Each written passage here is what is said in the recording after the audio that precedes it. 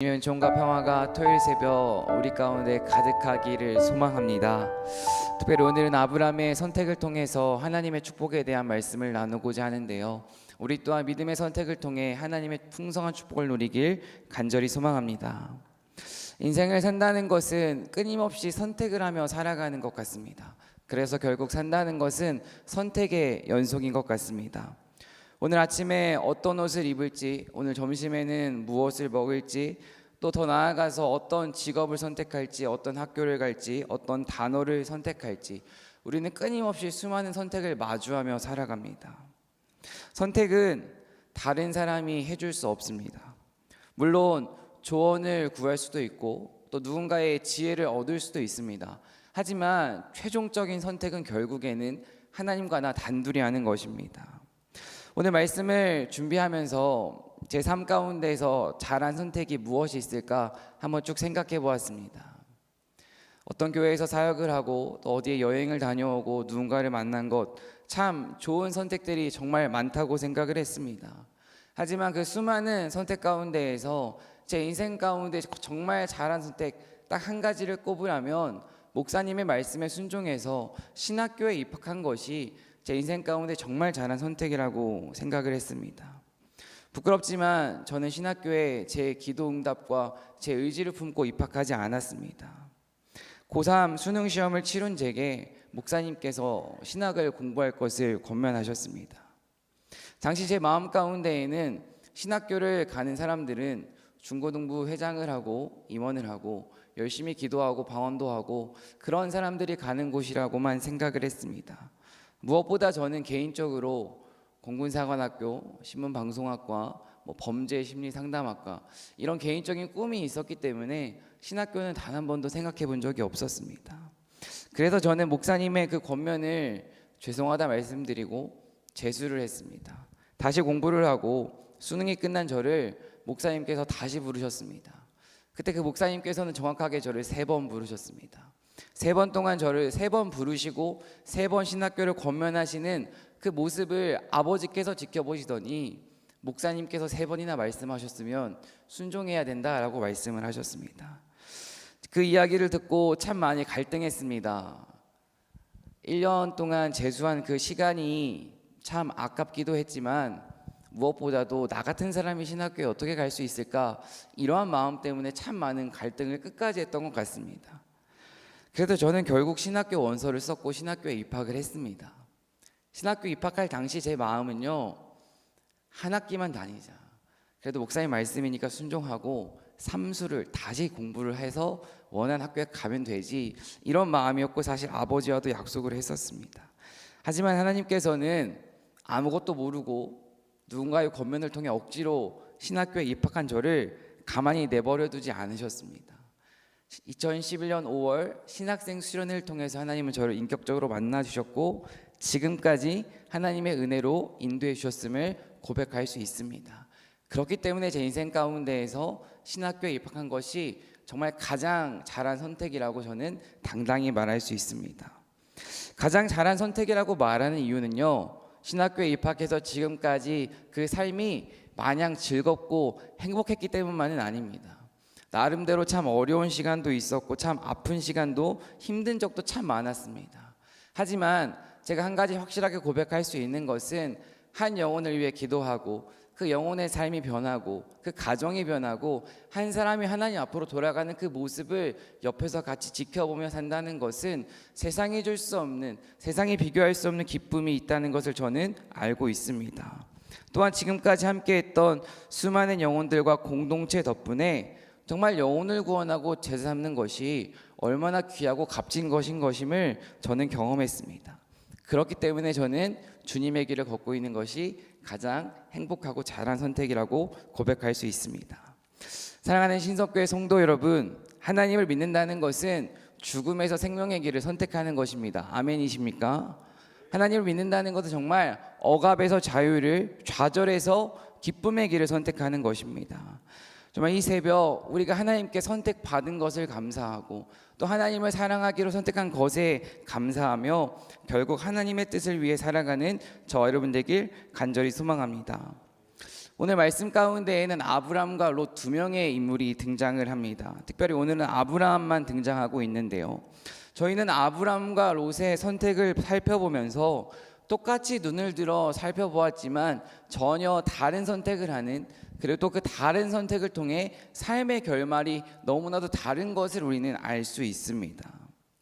하나님의 뜻을 묻지 않고 자기 눈에 보일 대로, 자기 눈에 좋은 대로, 자기 감정대로 선택한 그 롯은 소돔과 고모라에서 멸망합니다.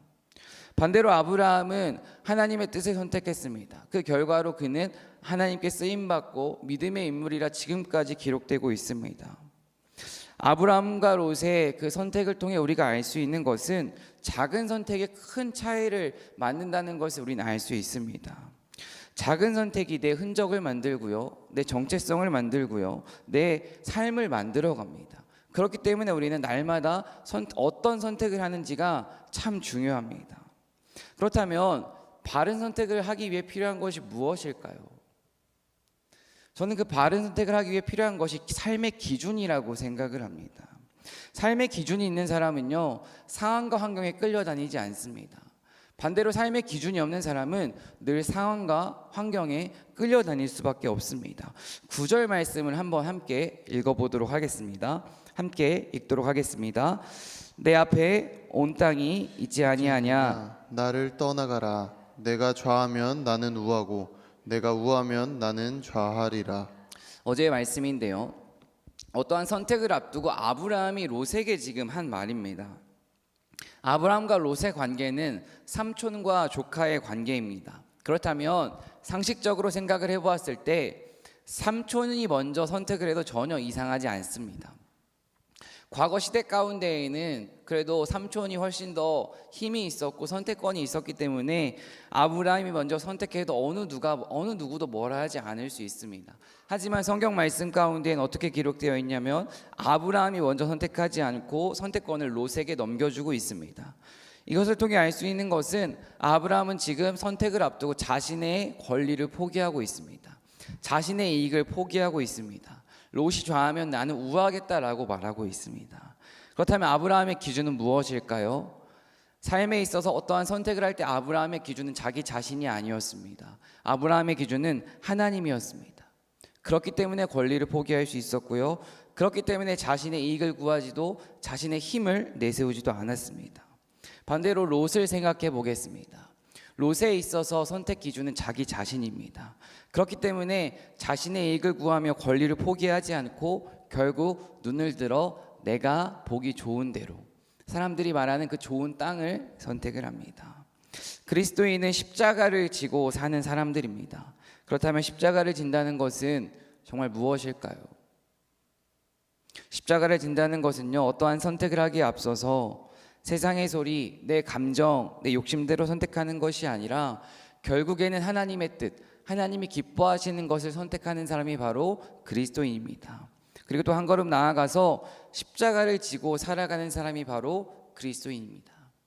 우리가 우리의 삶 가운데서 십자가를 진다는 것은요, 어떠한 것을 선택하고 결정이 정말 우리에게 힘들지라도 사랑과 희생과 섬김과 용서와 인내를 선택하는 것이 십자가를 지는 삶입니다.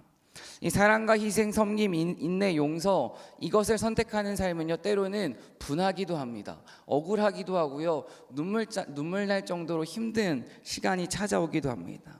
하지만 그때마다 우리가 기억해야 하는 것은요, 당장 내가 사랑을 선택하고 용서를 선택해서 마음이 너무 아플 때에 우리는 십자가를 생각해야 합니다. 나를 위해 십자가 매달려 죽으신 그 예수님의 깊은 사랑을 묵상하고 깨닫는다면 우리는 누군가 내가 사랑할 수 없는 사람을 사랑하고 용서할 수 없는 사람을 용서하는 것이 힘들지 않습니다. 아브라함은 지금 어떠한 선택을 앞두고 하나님의 깊은 은혜를 알고 있었기 때문에 그 롯과의 갈등 가운데에서 자기 십자가를 지는 선택을 합니다. 자신의 이익이 아니라 하나님의 뜻을 구하며 어떠한 선택권을 롯에게 양보하고 있습니다. 특별히 저는 이 롯과 아브라함의 갈등 가운데에 십자가를 지는 선택을 했던 그 아브라함에게 주어진 하나님의 축복을 오늘 말씀을 토대로 세 가지 나누고자 합니다. 첫 번째는 아브라함에게 주어진 첫 번째 축복은 하나님께서 말씀하신다는 것입니다. 14절 말씀을 함께 읽도록 하겠습니다. 롯이 아브라함을 떠난 후에 여호와께서 아브라함에게 이르시되 너는 눈을 들어 너 있는 곳에서 북쪽과 남쪽 그리고 동쪽과 서쪽을 바라보라. 아멘. 하나님께서 아브라함에게 지금 말씀하고 계십니다. 여호와께서 아브라함에게 이르시되, 하나님께서 지금 아브라함에게 어떠한 말씀을 하시는 것입니다. 그렇다면 하나님께서 지금 아브라함에게 찾아오시는, 하나님께서 그 말씀하시는 타이밍이 언제입니까? 롯이 아브라함을 떠난 순간이었습니다. 조카 롯이 아브라함에게 등을 돌리고 떠났습니다. 아브라함이 롯에게 선택권을 주었지만 그래도 삼촌과 조카의 관계였고 지금까지 한 배를 타고 한 집에서 살았던 가족이었기 때문에 정말로 롯이 짐을 싸서 떠났을 때에 아브라함의 감정은 어떠하였을까요? 참 괴로웠을 것이라고 생각을 합니다. 그래도 사랑하는 조카인데 그 조카가 정말 떠났다니, 그 각자의 자기만의 길을 걸어가는구나, 괴로운 감정이나 슬픈 감정이 있었을 것입니다. 저는 아직은 제가 정말로 사랑하는 사람을 먼저 하늘나라로 올려보낸 경험을 많이 하지는 못했습니다. 할아버지 할머니뿐이밖에 경험을 못했습니다. 하지만 사역을 하면서 정말로 그 영혼을 위해 기도하고 그 영혼을 위해 삶을 헌신했는데 그 영혼이 등을 돌리고 떠나가는 경험을 해본 적은 정말 아직 몇 번 있습니다. 같이 기도하고 예배하고 찬양하며 기도 응답을 같이 경험했던 사람이 어떠한 사건 때문에, 어떠한 오해 때문에 교회를 떠나고 내 삶에서 떠난다는 것은 정말로 아프다는 것을 그러한 일들을 통해서 경험했습니다. 하물며 아브라함도 지금 조카 롯과의 갈등으로 서로 갈라지며 깨졌습니다. 참 괴롭고 힘들었을 것입니다. 그런데 중요한 것은 지금 이 타이밍에 하나님께서 아브라함에게 찾아와서 말씀하신다는 것입니다. 15절과 16절을 보면 이렇게 말씀하십니다. 보이는 땅을 내가 너와 내 자손에게 주리니 영원히 이르리라. 내가 내 자손이 땅에 티끌 같게 하리니 사람의 땅이 티끌을 능히 셀 수 있을진데 내 자손도 세리라. 아브라함에게 찾아와서 하나님은 축복을 약속하십니다. 즉 위로의 말씀을 하시는 것입니다. 사랑하는 신성교회 성도 여러분, 하나님은 우리의 슬픔과 아픔을 결코 외면하지 않으시는 분입니다. 이것을 믿고 살아가시길 간절히 소망합니다. 사람은 이해하지 못할 수 있습니다. 사람은 나의 슬픔을 외면할 수 있습니다. 사람은 나의 괴로움을 무시할 수도 있습니다. 하지만 하나님은 우리의 슬픔과 아픔을 절대 무시하지 않으시는 분입니다. 하나님은 지금 괴로움 가운데 있는 아브라함에게 친히 찾아오셔서 눈을 들라 말씀하시고 내가 너에게 약속할 땅을 주겠다고 친히 말씀하고 계십니다. 이 말씀을 묵상하면서 제 지난 삶을 쭉 돌아봤습니다. 지난 시간들을 돌아보니 저 또한 하나님의 은혜를 정말 많이 경험했던 그 시간은 제 삶 가운데서 정말 나름대로 어렵고 힘들고 아팠던 시간이 하나님의 은혜를 정말 많이 경험했던 시간이더라고요. 참 아팠을 때, 큰 상처를 받았을 때, 아무것도 할 수 없었을 때, 그 시간에 내 힘을 빼고 온전히 하나님을 의지했더니 그때 부어주신 하나님의 은혜와 간증은 이루 말할 수 없습니다. 물에 빠지면 힘을 빼야 물 위에 뜰 수 있습니다. 한마디로 물에 빠졌을 때 살기 위해서는 몸에 힘을 빼야 합니다. 지금 아브라함은 하나님 앞에서 힘이 다 빠졌습니다. 그때 하나님은 찾아오셨습니다. 그렇다면 우리 삶에 적용해 보겠습니다. 하나님의 음성을 듣기 위해서는 내 힘을 빼야 됩니다. 내가 하고 싶은 것, 내가 해왔던 것, 내가 꼭 해야만 하는 욕심과 그러한 것들이 무엇인지를 하나님의 말씀을 통해 분별하고 내 삶의 주도권을 하나님께 드릴 때에 우리는 비로소 하나님의 음성을 듣고 하나님의 음성 따라 살아갈 수 있습니다. 신앙생활은 움켜쥐는 싸움이 아닙니다. 신앙생활은요, 내려놓는 싸움이고 결국 나는 죽고 예수로 사는 삶이어야 합니다. 내 힘을 빼고 온전히 하나님을 의지하는 믿음의 선택을 통해 하나님의 음성을 듣는 저와 여러분 되길 간절히 소망합니다. 두 번째 축복은요, 하나님께서 아브라함에게 알려주고 계십니다. 어떻게 살아야 하는지를 구체적으로 알려주시는 것인데요, 17절 말씀을 함께 읽도록 하겠습니다. 내가 이 땅을 너에게 주니 너는 가서 길이로도 걸어보고 너비로도 걸어보아라. 제가 방금 세번역 성경으로 읽었는데요, 지금 하나님은 아브라함에게 약속을 하시고 직접 걸어보라고 말씀하십니다. 내가 너에게 줄 땅이 어떤지 직접 체험해 보라고 하시는 것입니다. 우리가 어떠한 선택을 할 때 고민하는 이유가 무엇인가요? 그 선택에 대한 결과 때문에 고민하는 건 아닐까요? 내가 왼쪽을 선택했을 때 이 길이 옳은 것일까? 내가 오른쪽을 선택했을 때 이 길이 정말 괜찮을까? 이 길의 끝에는 무엇이 있을까? 그 결과를 알지 못하기 때문에 우리는 선택에 있어서 정말로 고민하고 갈등하는 것입니다. 그런데 지금 하나님께서는 아브라함에게 선택의 길에 있는 아브라함에게 찾아오셔서 그 길을 친절하게 걸어가라고 말씀하십니다. 한마디로 선택에 대한 결과까지 세세하게 알려주시는 것입니다. 하나님은 어떤 분이십니까? 하나님은 우리에게 찾아와서 말씀하시는 분이지만, 우리에게 복을 허락하시는 분이지만, 한 걸음 더 나아가서 하나님은 내가 정말 어떻게 살아가야 하는지까지 알려주기를 원하시는 분입니다. 많은 청년들이 힘든 일이 찾아오면 상담을 요청합니다. 찾아와서 전사님, 제가 이러한 일이 있었고요, 이렇게 신앙생활 해왔는데 왜 저희 어머니가 아프실까요? 제가 그래도 하나님 앞에서 온전하게 살아가려고 하는데 왜 고난이 찾아올까요? 그러면은 저는 이 고난에 관한 이야기를 묻는 청년들과 함께했던 사람들에게는 늘 이런 말을 했습니다. 미안하지만 하나님은 우리한테 고난 없는 삶을 약속하시지는 않았다. 그런데 하나님이 약속하신 것은 고난 가운데도 끝까지 함께하겠다고는 약속하셨다. 고난의 이유는 알 수 없지만 고난 가운데도 끝까지 함께하겠다고 약속하신 그 말씀 붙잡고 같이 이 길을 걸어가자, 이렇게 늘 말을 했습니다. 하나님은 우리에게 고난 없는 삶을 약속하시지는 않았습니다. 하나님을 믿으면 네 삶 가운데 고난이 없다 약속하신 것은 절대 없습니다. 하지만 하나님은 인생의 고난 가운데 내가 너와 그 자리 가운데서도 함께 있어. 불 가운데도 내가 너와 함께 들어가 있다라고는 하나님께서 약속하셨습니다. 바다에 고래가 보이지 않는다고 고래가 살고 있는 것은 아닙니다. 아동부 아이들은 늘 그런 질문 하더라고요. 전사님, 바다에 고래가 안 보이니까 안 사는 거 아니에요? 그런데 그거 아닙니다. 우린 다 알고 있습니다. 깊은 바다 속에 있기 때문에 우리 눈에 보이지 않을 뿐입니다. 하나님도 마찬가지라고 생각합니다. 하나님은 지금도 우리 옆에서 일하기를 정말로 간절히 원하고 계십니다.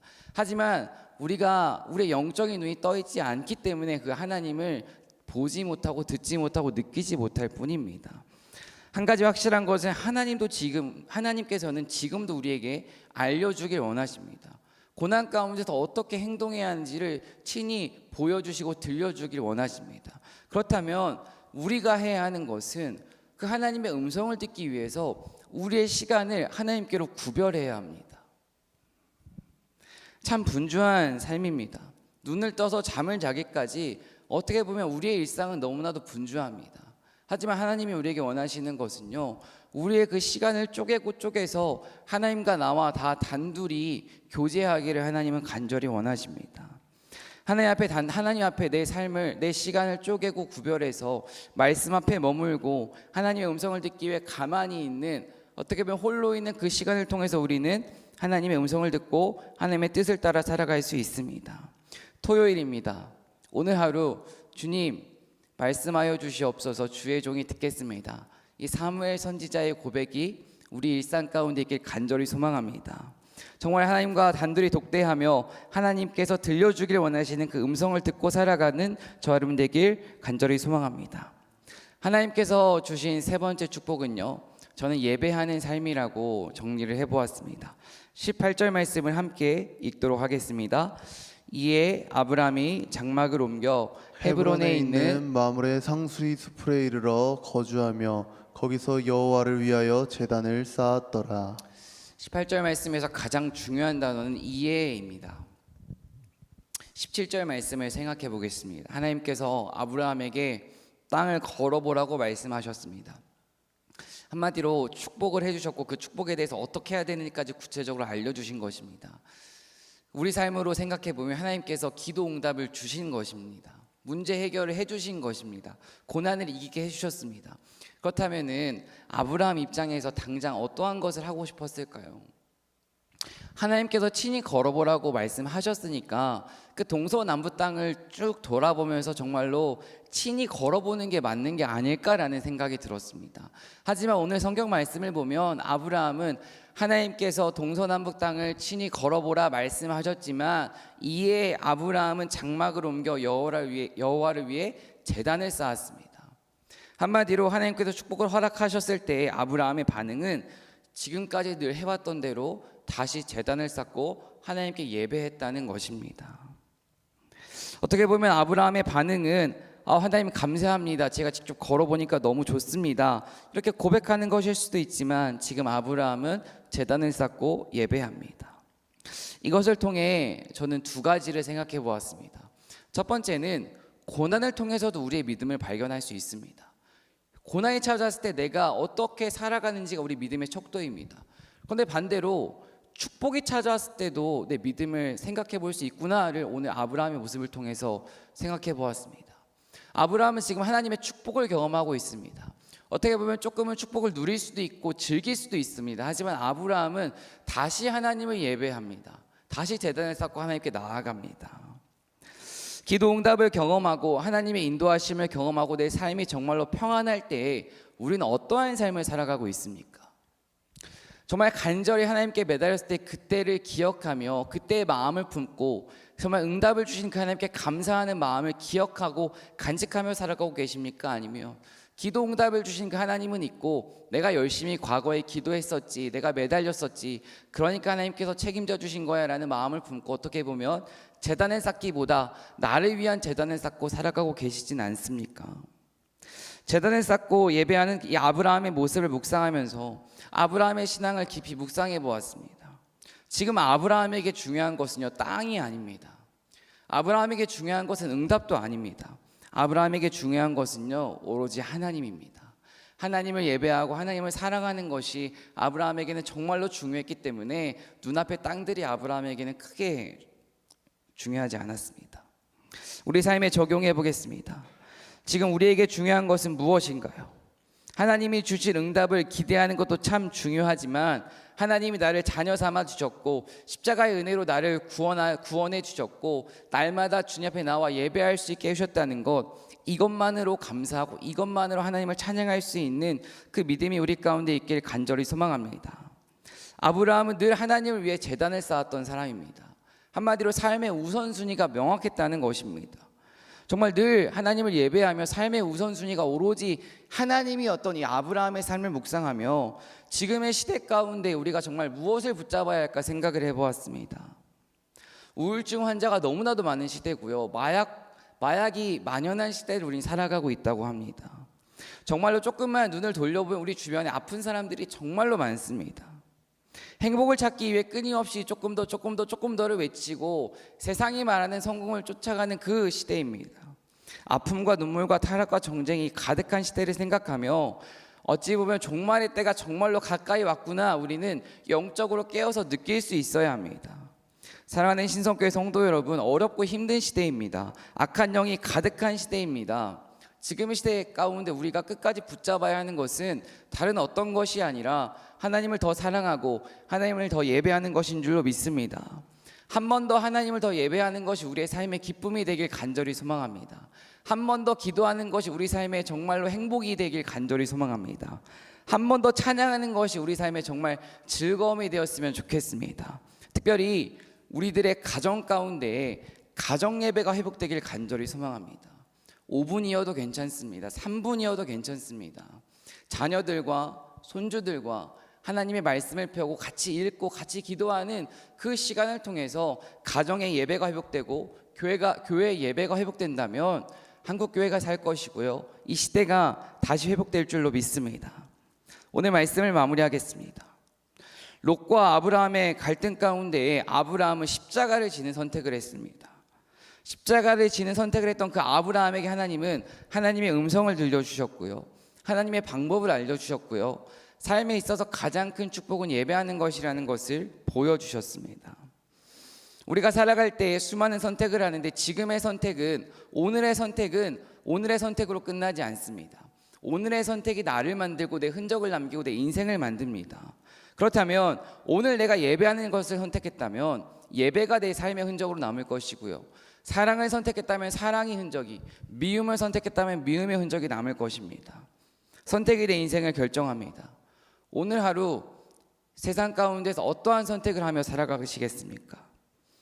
한 걸음 더 나아가서 내가 오늘 짊어지고 내가 짊어져야 하는 십자가는 어떠한 선택이고 무엇입니까?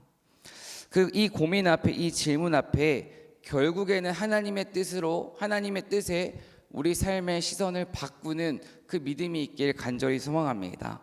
우리의 선택을 통해 주님의 뜻을 이루고 하나님을 기쁘시게 하며 세상을 행복하게 하는 참된 그리스도인이 되길 간절히 소망합니다. 기도하겠습니다.